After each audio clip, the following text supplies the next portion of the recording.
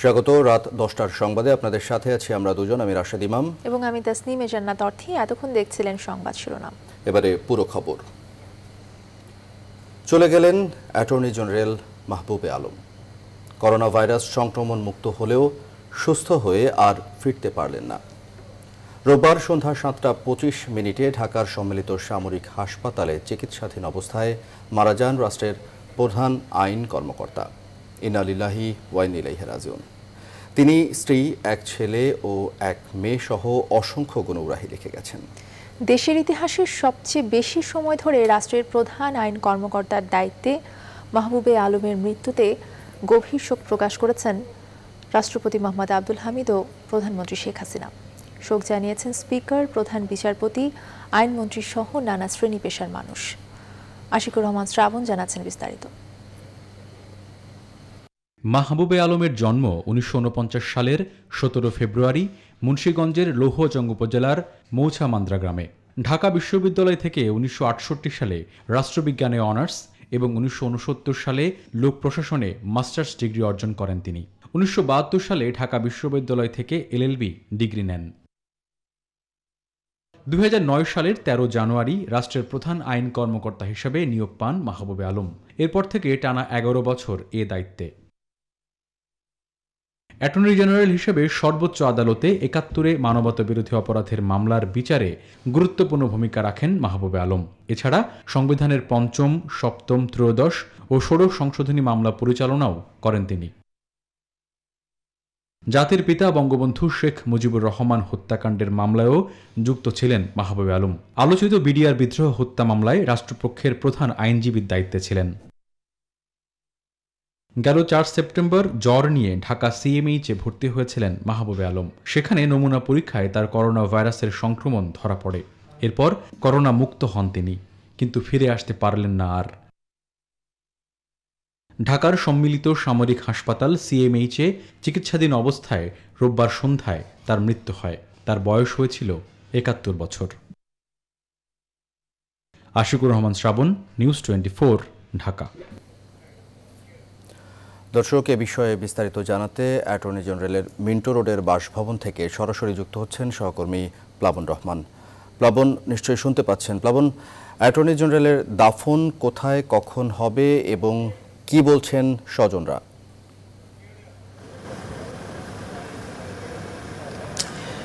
আসলে খুবই শোকবহ পরিবেশ। আমি অ্যাটর্নি জেনারেল যে বাসভবনে থাকতেন সেই বাসভবনের সামনে আসলে দাঁড়িয়ে আছি। এখানে আসলে অসংখ্য গুণাগ্রহী, একই সঙ্গে তার আইন অঙ্গনের বিভিন্ন সময়ের সহকর্মীরা এখানে আসছেন, সরকারের মন্ত্রী, এমপিরা আসছেন এবং একরকম শোকবহ পরিবেশ সব মিলিয়েই। কিছুক্ষণ আগে রেলমন্ত্রী এসেছিলেন। তিনি যেমনটা বলেছেন যে একরকম অপূরণীয় ক্ষতি হয়ে গেল, বিশেষ করে আইন অঙ্গনে, কারণ তিনি অনেক গুরুত্বপূর্ণ মামলা পরিচালনা করেছিলেন, সরকারের এই সর্বোচ্চ আইন কর্মকর্তা। আমরা যতটা জানতে পেরেছি যে এখন পর্যন্ত যে অবস্থা, তাতে করে তিনি তার মরদেহ সিএমএইচের মর্গে রাখা হচ্ছে, বাসায় অন্তত আজকে রাতে আনা হচ্ছে না। আগামীকাল আসলে তার মরদেহ বাসায় আসবে কিনা কিংবা হাইকোর্টে নিয়ে যাওয়া হবে কিনা সে বিষয়গুলো এখনও সিদ্ধান্ত, আসলে চূড়ান্ত সিদ্ধান্ত হয়নি। ভেতরে ঢাকা দক্ষিণের মেয়র ফজলেনুর তাপস আছেন এবং আইনমন্ত্রী আনিসুল হকও ভিতরে রয়েছেন বাসার ভেতরে। তারা আসলে নিশ্চয়ই গণমাধ্যমের সঙ্গে কথা বলবেন, তখন এই বিষয়ে আরও বিস্তারিত আমরা আসলে জানাতে পারবো। তবে এখন পর্যন্ত যে সিদ্ধান্ত, তাতে করে আগামীকাল দাফনের বিষয়ে কি সিদ্ধান্ত, কোথায় কোথায় আসলে নামাজে জানাজা অনুষ্ঠিত হবে, সে বিষয়গুলো এখন পর্যন্ত গণমাধ্যমের সামনে আসলে জানানো হয়নি। তার সন্তানরা রয়েছেন, তার সন্তানরাও নিশ্চয়ই এই বিষয়গুলো নিয়ে গণমাধ্যমের সামনে বলবেন, তখন আসলে বিষয়টি আসলে পরিষ্কার হবে। আমরা সিএমএইচে আসলে গিয়েছিলাম, যেহেতু সিএমএইচে আসলে অনুমতি নেই ভেতরে যাওয়ার, সে কারণে সে বিষয়ে আমরা ওখান থেকে আসলে জানাতে পারিনি। তবে সবচেয়ে গুরুত্বপূর্ণ বিষয় যে আসলে শোকের ছায়া নেমে এসেছে পুরো আইন অঙ্গনে, কারণ তিনি বিভিন্ন সময় সরকারের গুরুত্বপূর্ণ মামলাগুলো পরিচালনা করেছেন। বিশেষ করে যে মানবতাবিরোধী অপরাধের মামলাগুলোর তিনি খুবই ওতপ্রোতভাবে জড়িত ছিলেন। একই সঙ্গে বিডিআর বিদ্রোহ হত্যা মামলার রাষ্ট্রপক্ষের দায়িত্বে তিনি আসলে ছিলেন। এবং পাশাপাশি বলতে চাই 2009 সালের 13 জানুয়ারি তিনি অ্যাটর্নি জেনারেল হিসেবে নিয়োগপ্রাপ্ত হন এবং তারপর থেকেই এখন পর্যন্ত মৃত্যুর আসলে দায়িত্বে আসলে ছিলেন, দায়িত্ব পালন করে আসছিলেন মৃত্যু আগ পর্যন্ত। তো সব মিলিয়ে আসলে অপেক্ষা করতে হচ্ছে, কারণ এখন পর্যন্ত স্বজনদের যাওয়া আসার মধ্যেই আমরা আসলে দেখতে পাচ্ছি যে বাসার ভেতরে যারা আছেন তাদের সঙ্গে দেখা করছেন এবং সান্ত্বনা দিচ্ছেন। আসলে সান্ত্বনা দেওয়ার ভাষা অবশ্যই কারণেই তিনি 71 বছর বয়সে মারা গেলেন। এক ছেলে এক মেয়ে স্ত্রী তিনি রেখে গেছেন। আমরা অপেক্ষা করছি আগামীকাল আসলে তার দাফন এবং জানাজার বিষয়গুলোর সিদ্ধান্ত জানানোর জন্য। আমরা নিশ্চয়ই সে বিষয়গুলো জানতে পারলে এই বিষয়গুলো দর্শক আপনাদের জানানোর চেষ্টা করবো। এই ছিল বাসভবনের সামনে থেকে সবশেষ খোঁজ খবরের বিষয়। প্লাবন, ধন্যবাদ আপনাকে সংযুক্ত হবার জন্য। দর্শক, সহকর্মী প্লাবন রহমান রাজধানীর মিন্টো রোড থেকে জানাচ্ছিলেন, আমাদের সাথে সরাসরি সংযুক্ত হয়েছিলেন অ্যাটর্নি জেনারেলের বাসার সবশেষ অবস্থা জানাতে এবং সেই সাথে তার কর্মময় জীবন সম্পর্কে তিনি বলছিলেন। দর্শক, নিউজ 24-এর পক্ষ থেকে অ্যাটর্নি জেনারেলের প্রতি আমরা গভীর শ্রদ্ধা প্রকাশ করছি। দর্শক, এই মুহূর্তে আমাদের সঙ্গে যুক্ত হচ্ছেন সুপ্রিম কোর্ট বারের সাবেক সম্পাদক advocate doctor Momtaz Uddin. Advocate doctor Momtaz Uddin, attorney general Mahbubey আলমের এই চলে যাওয়া আসলে রাষ্ট্রের জন্য কতটা ক্ষতির? ধন্যবাদ। বাংলাদেশের আইন অঙ্গনের এক উজ্জ্বল নক্ষত্রের বিদায়, এক উজ্জ্বল তারকার বিদায়।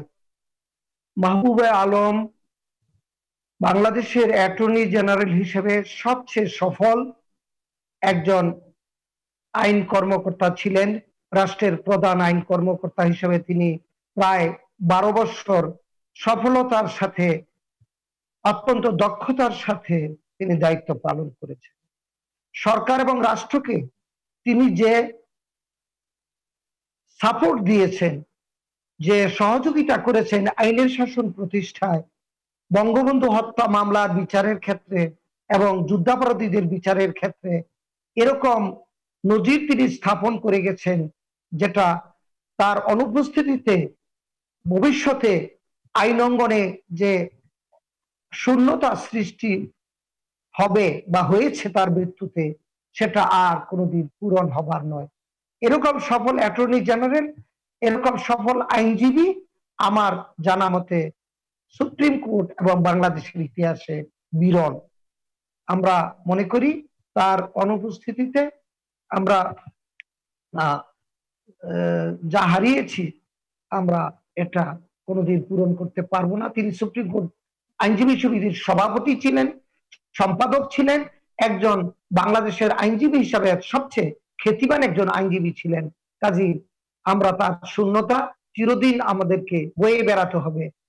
তবে তারপরেও আমি মনে করি যে সময়ের সাথে সাথে তার অবস্থান হয়তোবা এই জায়গা অন্যরা এসে পূরণ করার চেষ্টা করা হবে। কোনো কিছুই শূন্য থাকে না। আমরা ভবিষ্যতে অন্য যারা আসবেন তারা হয়তোবা সেভাবে দক্ষতার সাথে দায়িত্ব পালন করবেন। আমি তার আত্মার প্রতি সুপ্রিম কোর্ট আইনজীবী সমিতির সাবেক সম্পাদক হিসেবে সকল আইনজীবীদের পক্ষ থেকে গভীর শোক প্রকাশ করছি এবং শ্রদ্ধা জানাচ্ছি। বাংলাদেশে আইনে ডক্টর মমতাজ উদ্দিন আমাদের সাথে যুক্ত হওয়ার জন্য আপনাকে অসংখ্য ধন্যবাদ। সিলেটের এমসি কলেজ হোস্টেলে স্বামীর কাছ থেকে ছিনিয়ে নিয়ে নারীকে সংঘবদ্ধ ধর্ষণের ঘটনায় তোলপাড় দেশ। এরই মধ্যে মামলার প্রধান আসামি সাইফুর রহমান এবং আরও 2 আসামি অর্জুন লস্কর ও রবিউল হাসানকে গ্রেফতার করেছে পুলিশ। বাকিদের গ্রেফতারে অভিযান চলছে বলে জানিয়েছে সিলেট মহানগর পুলিশ। সীমান্তে বাড়ানো হয়েছে সতর্কতা। তবে বহিরাগত ছাত্রলীগের নেতারা কিভাবে হোস্টেলে অবস্থান করত সেই প্রশ্নের কোনো উত্তর এখনো মেলেনি।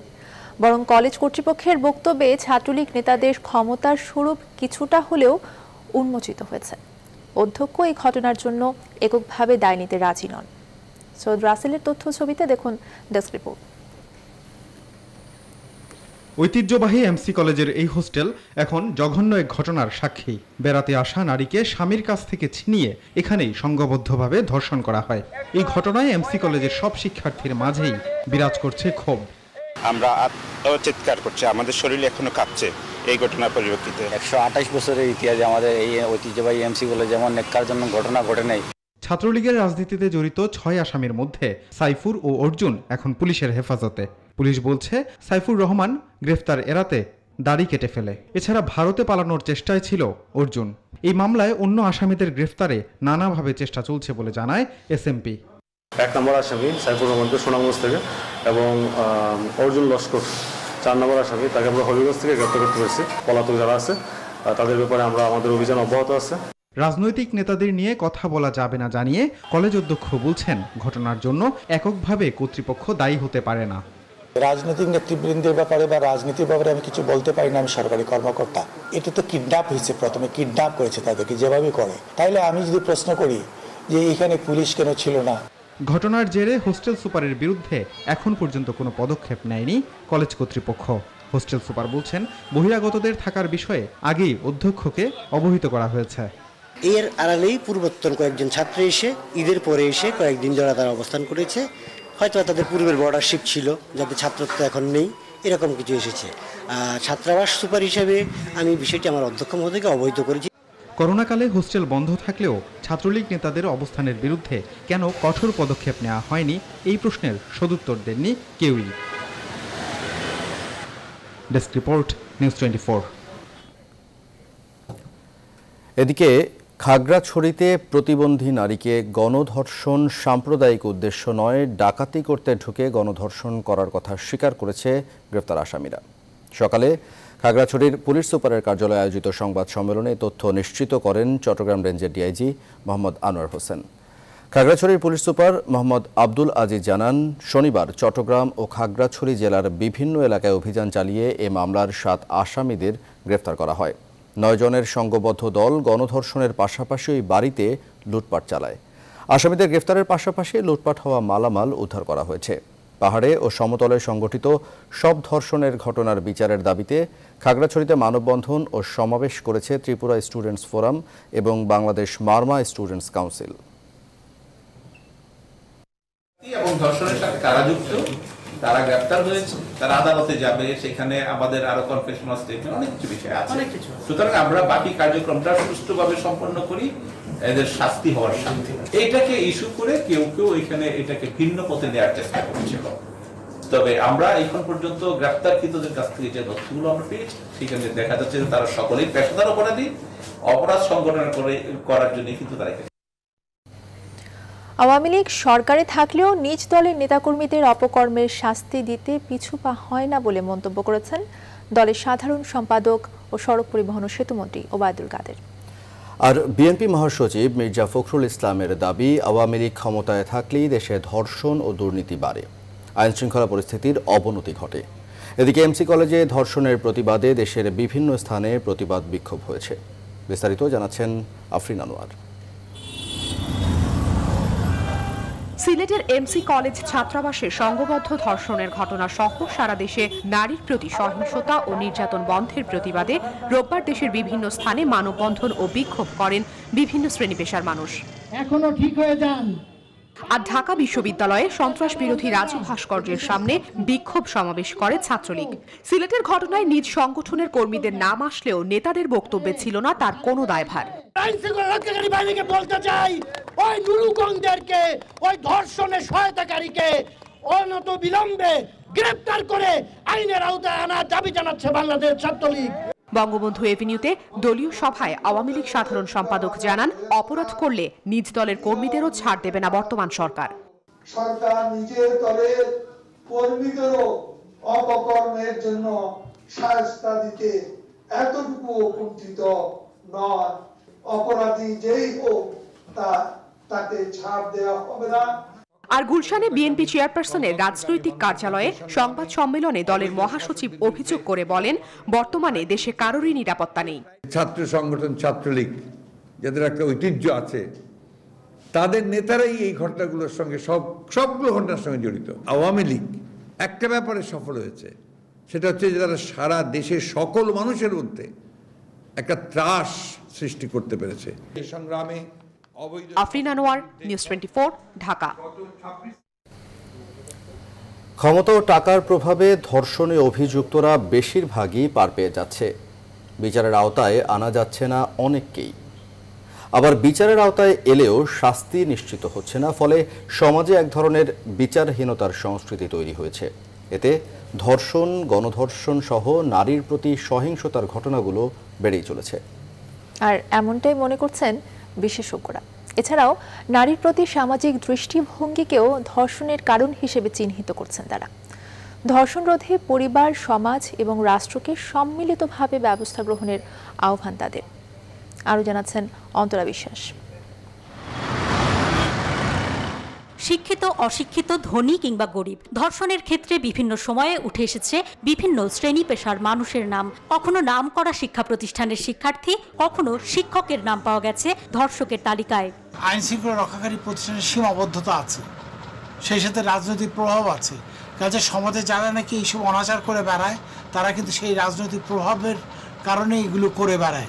কাজে এগুলোকে শক্ত হাতে দমন করতে হবে।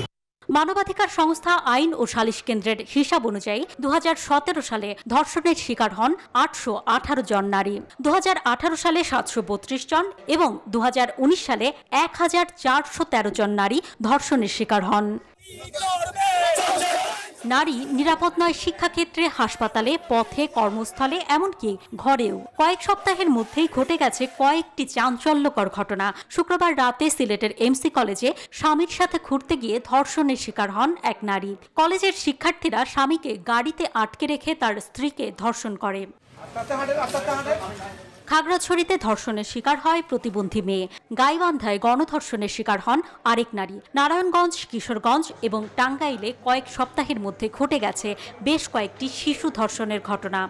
করোনাকালীন সময় ধর্ষণের মতো অপরাধ প্রবণ যে মানসিকতা বা মন বা ব্যক্তিত্ব রয়ে গেছে, তারা নানা কারণে সোসাইটির একটা আলগা ভাব বা এখানে যেহেতু চেকআপটা কমে গেছে, মানুষের ইন্টারাকশন কম, মানুষ বাইরে বেরোচ্ছে না, এই সব কিছু মিলে তারা কিন্তু যখন সুযোগটা পাচ্ছে, অপরচুনিটিটা পাচ্ছে, তারা সেটা অ্যাভেল করছে নেগেটিভলি। পারিবারিক ও সামাজিক শিক্ষার অভাবেও দেশে ধর্ষণের হার বাড়ছে বলে মত তাদের। কেবলমাত্র জৈবিক চাহিদার জন্যই নয়, অনেকে নারীর প্রতি ক্ষোভ ও দৃষ্টিভঙ্গি থেকেও ধর্ষণ করেন বলে মত মনোরোগ বিশেষজ্ঞদের।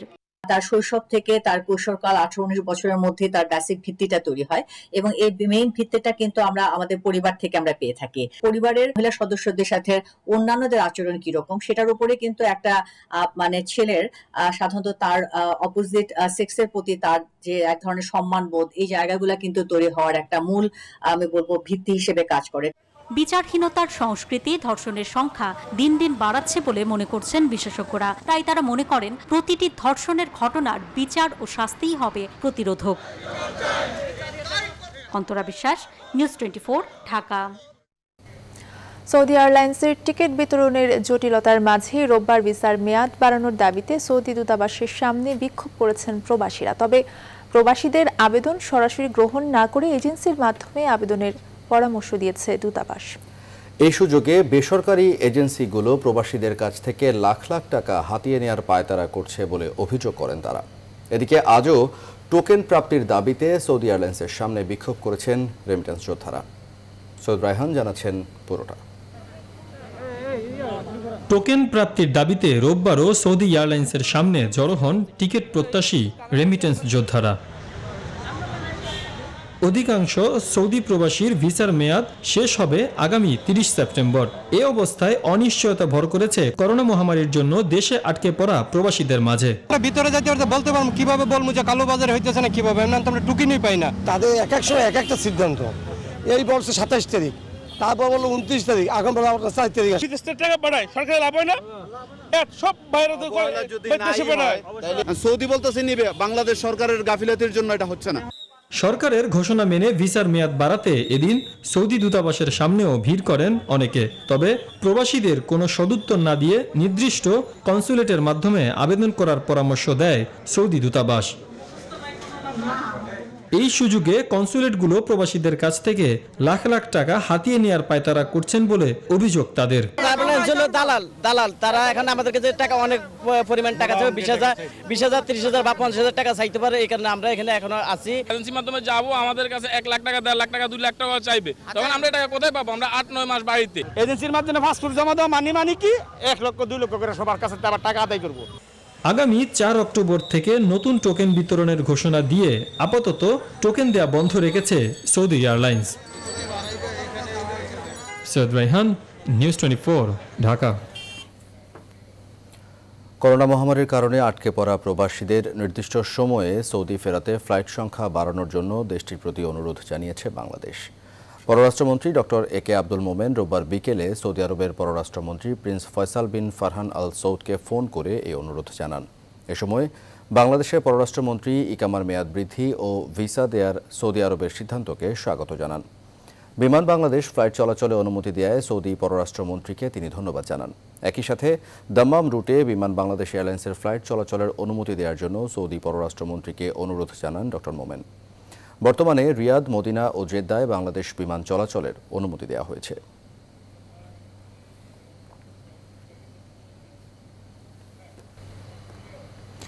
বিভ্রান্তির কারণেই বিদেশগামীদের যাত্রা বাধাগ্রস্ত হচ্ছে। তাই কারো কথায় বিভ্রান্ত না হয়ে বিদেশগামীদের সরকার নির্ধারিত ল্যাবেই করোনা টেস্টের আহ্বান জানিয়েছেন রাজধানীর ডিএনসিসি করোনা আইসোলেশন সেন্টারের পরিচালক। বিদেশগামীদের যাত্রা কোনোভাবেই যেন বাধাগ্রস্ত না হয় সেজন্য করোনা টেস্ট সেন্টারগুলোতে ইমার্জেন্সি টেস্ট প্রক্রিয়া চালু করা হয়েছে, যা সরকারি ছুটির দিনেও চালু থাকছে বলে জানান তিনি। সজল দাসের রিপোর্ট। শনিবার সরকার নির্ধারিত পিসিআর ল্যাব থেকে কোভিড-19 পরীক্ষা না করে বেসরকারি প্রতিষ্ঠানে পরীক্ষা করে সনদ নিয়ে আসা 32 যাত্রীকে রেখেই বিমানবন্দর ছেড়ে যায় সৌদি আরাবিয়ান এয়ারলাইন্সের একটি ফ্লাইট। এরপর থেকেই আবারও আলোচনায় বিদেশ গমনেচ্ছুদের করোনা টেস্টের বিষয়টি। রাজধানীর ডিএনসিসি করোনা আইসোলেশন সেন্টার রোববার বিদেশগামীদের করোনা টেস্টের জন্য নির্ধারিত এই সেন্টারে চাপ বাড়ে কয়েক গুণ।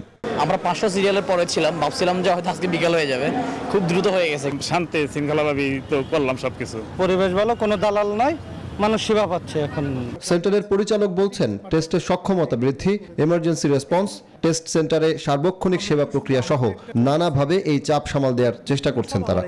কোনো মহল বা কেউ তাদেরকে বিভিন্নভাবে বিভ্রান্ত করে বলা হচ্ছে যে আপনারা যে কোনো জায়গা থেকে টেস্ট করে নিয়ে গেলেই হবে, এটা যেন কেউ বিভ্রান্ত না হন।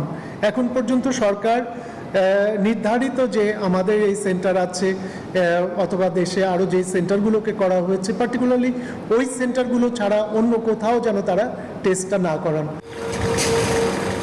বাংলাদেশ থেকে আকাশপথে বিদেশগামী যাত্রীদের করোনা পরীক্ষার জন্য সারা দেশে 16টি ল্যাব নির্দিষ্ট করে দিয়েছে সরকার। নির্দেশনায় বলা হয়, বিদেশ যাত্রার 72 ঘন্টার পূর্বে কোনো নমুনা সংগ্রহ করা হবে না এবং 24 ঘন্টা পূর্বে রিপোর্ট ডেলিভারি গ্রহণের ব্যবস্থা করতে হবে। ঢাকার বাইরে সরকারি মেডিকেল কলেজ হাসপাতাল আছে এমন 13 জেলার সিভিল সার্জন অফিসেও নমুনা নেওয়া হচ্ছে। সজল দাস, নিউজ 24, ঢাকা। কোভিড নিয়ন্ত্রণে বাংলাদেশ অন্য অনেক দেশের চেয়ে বেশি সফল, এ মন্তব্য করেছেন ভারতের বিদায়ী হাইকমিশনার রিভা দাস গাঙ্গুলি। বাংলাদেশে নিযুক্তির মেয়াদ শেষে গণভবনে প্রধানমন্ত্রী শেখ হাসিনার সঙ্গে বিদায়ী সাক্ষাৎকালে মন্তব্য করেন তিনি। এ সময় ভারতের হাইকমিশনার আরও বলেন, করোনা মহামারীর মধ্যেও বাংলাদেশ যেভাবে তার অর্থনীতির চাকা সচল রেখেছে তা প্রশংসনীয়। প্রধানমন্ত্রীর জন্মদিন উপলক্ষে ভারতের প্রধানমন্ত্রী নরেন্দ্র মোদীর শুভেচ্ছা পৌঁছে দেন রিভা গাঙ্গুলি। আর প্রধানমন্ত্রী শেখ হাসিনা প্রতিবেশী দেশগুলোর সঙ্গে সম্পর্ক আরও দৃঢ় করার উপর গুরুত্ব আরোপ করেন। বলেন, সবার সঙ্গে বন্ধুত্ব, কারো সঙ্গে বৈরিতা নয়, এই নীতিতে বিশ্বাস করে বাংলাদেশ।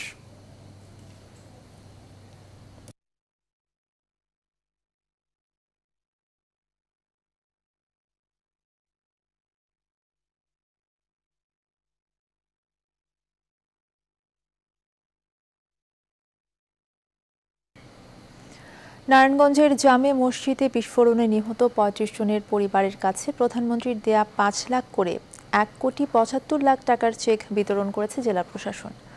রোববার বিকেলে জেলা প্রশাসকের সম্মেলন কক্ষে নিহতের পরিবারের মাঝে চেক বিতরণ করা হয়। জেলা প্রশাসক জসিমউদ্দিন জানান, বিস্ফোরণে নিহত 35 জনের মধ্যে কয়েকটি পরিবারের 2 জন সদস্য রয়েছেন। গেল 4 সেপ্টেম্বর মসজিদে বিস্ফোরণের ঘটনায় 37 জন দগ্ধ হন। এখনও হাসপাতালের আইসিইউতে আশঙ্কাজনক রয়েছেন আরও 2 জন। চেক বিতরণ অনুষ্ঠানে উপস্থিত ছিলেন সংসদ সদস্য শামীম ওসমান, জেলা প্রশাসক জসিমউদ্দিন, অতিরিক্ত পুলিশ সুপার মোস্তাফিজুর রহমান সহ নিহতের স্বজনরা।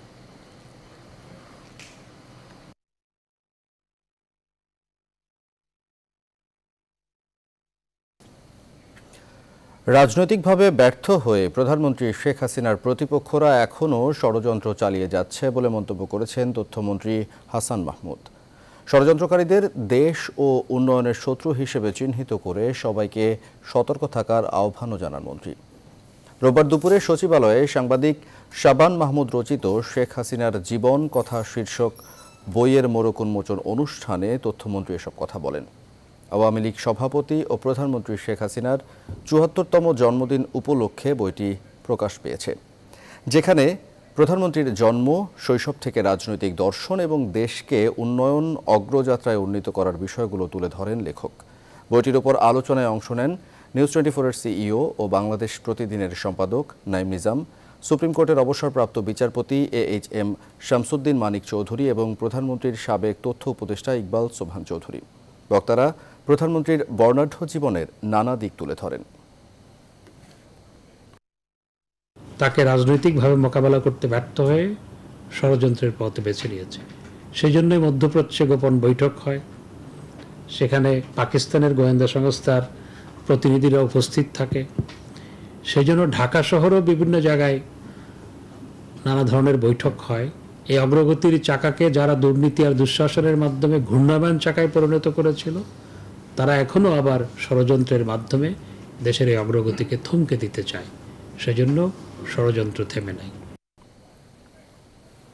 দর্শক, এই মুহূর্তে অ্যাটর্নি জেনারেল মাহবুবে আলমের বাসভবনে গণমাধ্যমের সাথে কথা বলছেন আইনমন্ত্রী আনিসুল হক। আমরা সরাসরি চলে যাচ্ছি সেখানে। তাকে দাফন করা হবে। 11টা। আর এখানে আপনারা নিয়ে আসবে এখানে। আর কোনো সিদ্ধান্ত হয়েছে কিনা? আর কোনো সিদ্ধান্ত জি 11টায়। আপনারা একটু কাইন্ডলি শুধু ইয়ে করে দিন। কয়েকদিনের ভারী বর্ষণে রংপুরের বিভিন্ন এলাকায় জলাবদ্ধতা সৃষ্টি হয়েছে। পাড়া মহল্লায় ড্রেনেজ ব্যবস্থা না থাকায় বাসা বাড়িতে পানি প্রবেশ করায় বেড়েছে দুর্ভোগ। আবহাওয়া অধিদপ্তর বলছে 24 ঘন্টায় 433 মিলিমিটার বৃষ্টিপাত হয়েছে, যা রংপুরে 100 বছরের ইতিহাসে সর্বোচ্চ। এছাড়া শনিবার রাত থেকে নগরীর গুরুত্বপূর্ণ কয়েকটি এলাকা এখনও বিদ্যুৎহীন।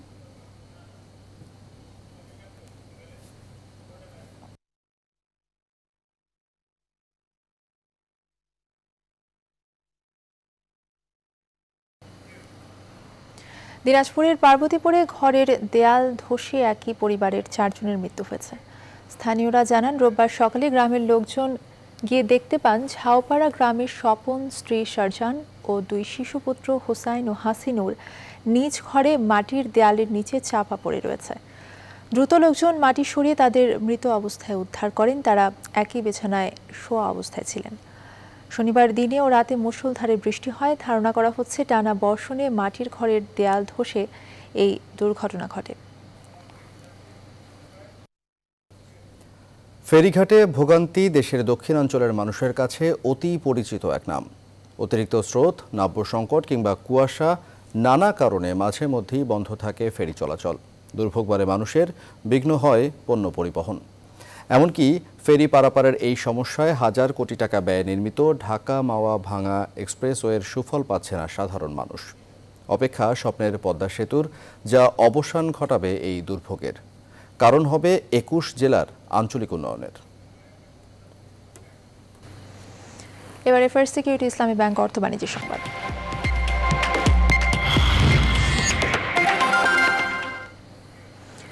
ইসলামী ব্যাংক বাংলাদেশ লিমিটেডের 1500তম এজেন্ট সহ দেশব্যাপী 84টি এজেন্ট ব্যাংকিং আউটলেটের উদ্বোধন করা হয়েছে। রবিবার দুপুরে ভার্চুয়াল প্ল্যাটফর্মে প্রধান অতিথি ব্যাংকের ম্যানেজিং ডিরেক্টর ও সিইও মোহাম্মদ মাহবুবুল আলম আউটলেটগুলোর উদ্বোধন করেন।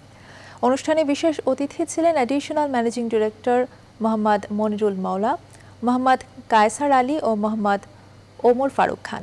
উপস্থিত ছিলেন deputy managing director Mohammad Mosharraf Hossain সহ আরও অনেকে।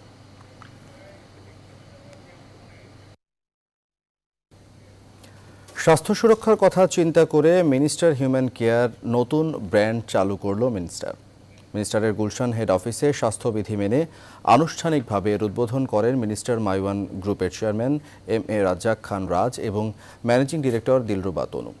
অনুষ্ঠানে আরও উপস্থিত ছিলেন মিনিস্টার মাইওয়ান গ্রুপের executive director Golam Shahriar Kabir, chief finance officer Mohammad Sirajul Islam এবং মিনিস্টার হিউম্যান কেয়ার ডিভিশনের ডিরেক্টর সৈয়দ আবুল কাশেম সহ আরও অনেকে।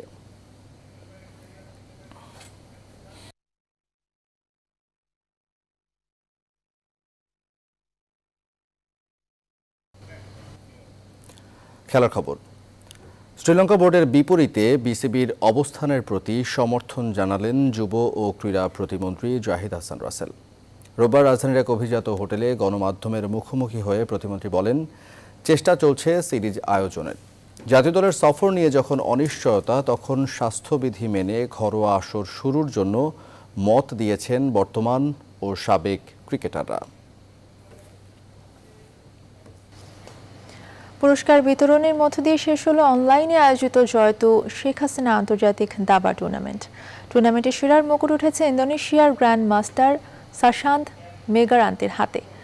পুরো টুর্নামেন্টে ম্লান ছিল দেশি দাবাড়ুদের পারফরমেন্স। ফেডারেশন সভাপতি বলছেন, উন্নতির প্রথম শর্ত ভালো অবকাঠামো, সেটি পেলেই হবে ভালো প্রশিক্ষণ। আর ক্রীড়া প্রতিমন্ত্রী দিলেন দাবার জন্য স্থায়ী কাঠামো বরাদ্দের আশ্বাস।